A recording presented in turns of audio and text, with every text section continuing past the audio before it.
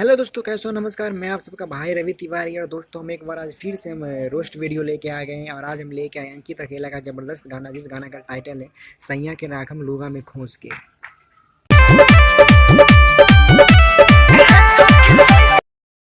क्या बात है, गजब का गाना है दोस्तों, गजब का। इस गाने में अश्लील शब्द प्रयोग किया गया है, सैया के राखम लूगा में खोस के।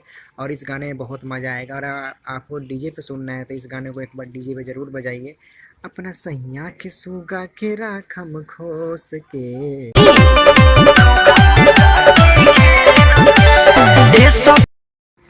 दोस्तों, अगर आप इस गाने को देखना चाहते हैं तो यूट्यूब पे चैनल है रिया म्यूजिक ऑफिशियल। तो ये गाना आपको मिलेगा। और गाना का टाइटल है अपना सैया के लाकर राखम लूगा में खोस के। बहुत ज़बरदस्त गाना बनाया है अंकित अकेला ने।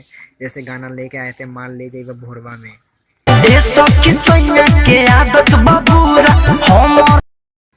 दोस्तों, अंकित अकेला का गाना जो आया था मान ले जाइएगा भोरवा में, बहुत अच्छा गाना बना था, बहुत अच्छा शूट किया गया था। उसी तरीके से ये गाना भी बनाया गया है। और बहुत मज़ा आ रहा है इस गाने को देखने में और सुनने में। एक बार आप भी जाके इस गाने को देखिए और प्यार और अपना आशीर्वाद जरूर दीजिए।